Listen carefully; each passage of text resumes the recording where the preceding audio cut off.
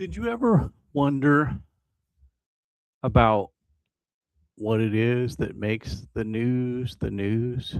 In other words, why is it news? Did you ever wonder about that? Isn't it interesting?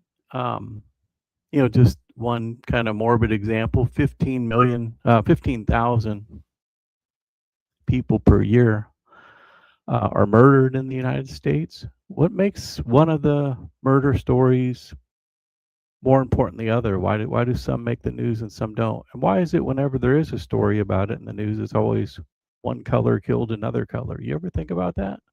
It's just really interesting.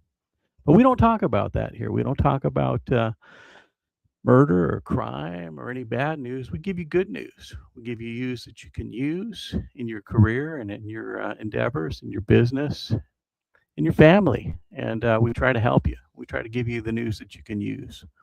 So, and you're just on time. Come on in, get a seat. It's 5 o'clock somewhere. We'll be here every weekday at 5 o'clock Eastern with the news that you can use and nothing that would make you confused. Let me show you an example of what I mean by confused. So this is here's an example of news that would confuse. Here you go. So on the left, can you see my screen? I think you can. On the left, you see how the CNN sees the reflecting pool currently over here. And on the right is how Fox sees the reflecting pool right now. Or, the White House. And so which is true? Which one do you believe? The algae filled one or the beautiful blue one? You decide. But we do have 5 stories that you can use. I decided this was one that maybe you couldn't use. So I got you 5 stories that you can use. So we'll give you those. It's just a news that you can use. All the tip and no cow chip, as they say. It's just positive news stories.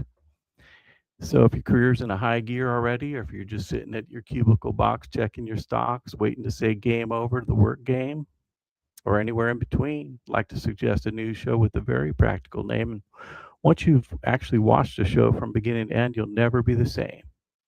And for sure, your news will never be the same. It's the top 5 news. And we'll be back with 5 stories right after these messages. Relax, old boy. Just the top 5 news coming in.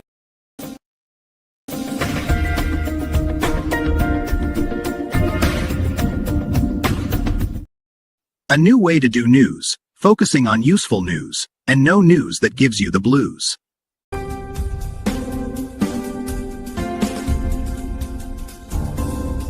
So many people say you're the smartest person in the world. Well, yes, I watched the top 5 news show. Did you know 7 major corporations own over half of the top newspapers? No. What do you recommend? I like the top 5 news. How do I find it? I just go to Joe Palaio's page at 5 p.m. Eastern. The truth is incontrovertible. Malice may attack it, ignorance may deride it, but in the end, there it is.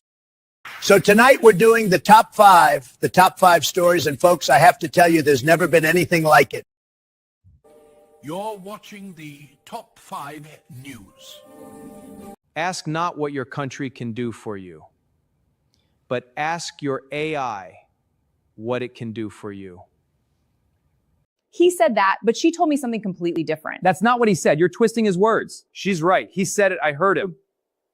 I can't use any of this.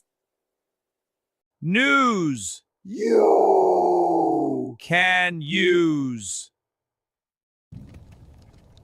Boys!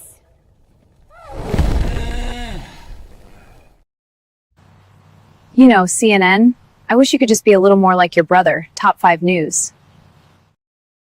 Welcome to Top 5 News, 5 stories in 5 minutes.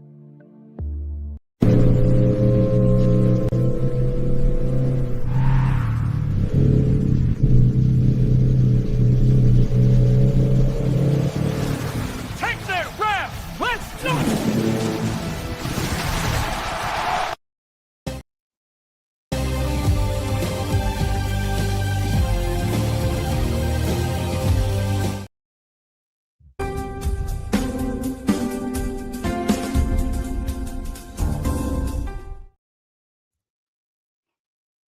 It's 5 o'clock somewhere. Grab a drink and join us. I like water, but you can have whatever you want to drink, and we'll do 5 stories in 5 minutes.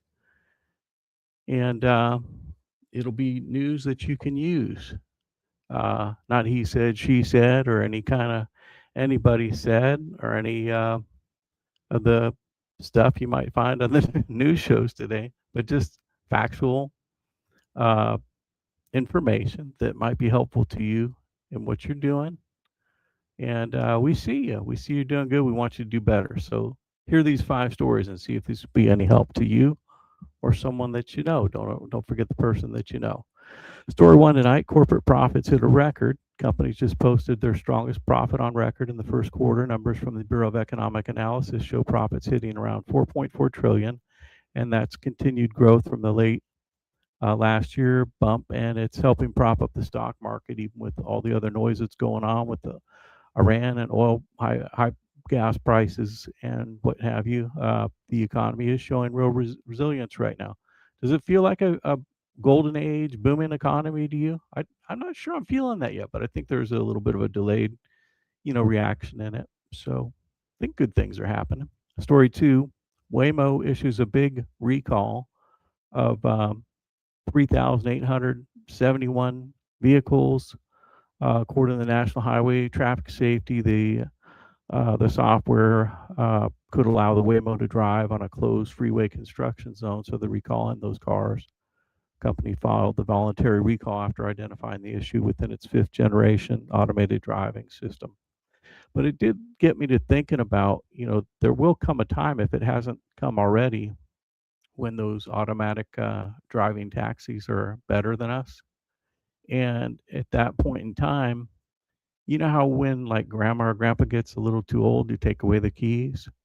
Would we want to take away the keys from ourselves if it became safer statistically? Because it's easy to track, right? You have how many hours the person drove a car, humans, and how many hours the robots, the automated driving systems drove the cars. And for number one question, are we at the point where the automated driver is safer than the human driver? Are we at that point right now? And I think it's inevitable that we will be, right? That the car will be safer to drive than, automatic car rather than a human driver. And so at that point, should we begin to relieve some of the people from their driving abilities? What if it's 4-1? Like 4 times as many people are killed with humans behind the wheel compared to the automated driver. And I'm not saying it's that. I'm just saying it could well become that someday. Would we want to take away the keys from our grandma and grandpa and from everybody at that point in time? You decide, but it's a question we're going to have to answer. Next story: President Trump threatened 100% tariffs on any country that hits the U.S. with digital services taxes. He specifically called out European nations and said the tariffs would override all existing trade deals. And this is a direct shot at the ongoing efforts to tax the big tech companies on their ads and data, and to put a reciprocal tariff to keep them from putting extra taxes on the social media ad revenues and that sort of thing. Story number 4, Australia cracks down on teen social media. Australia is getting tougher on its ban of social media for kids under 16.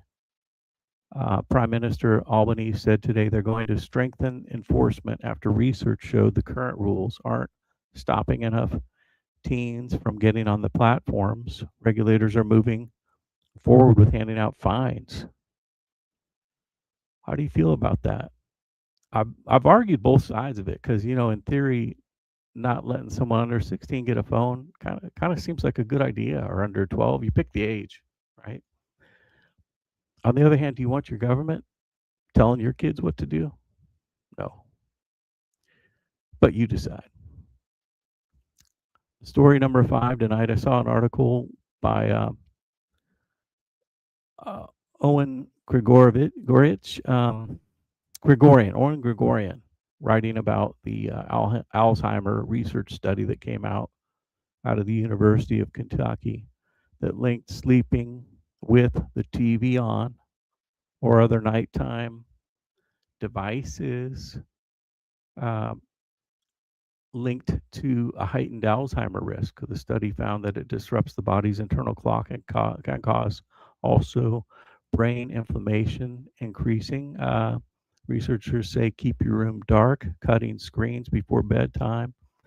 And it's one of the simplest moves for long-term brain health. Mom was right. Turn off your phone.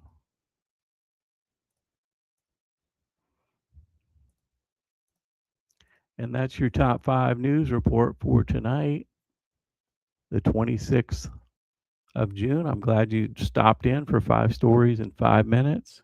I'm glad we were able to make you aware of an argument you don't care about with the pond and also important stories like self-driving, our future, teenagers, kids. Should they have a phone? Should they not? Sleeping with the TV on. Nope. Mom said it wasn't good for you, and now so does the research. I'm Joe Palaio. Thanks for tuning in. And as the great Paul Harvey would say, good day. Have a nice weekend, everyone.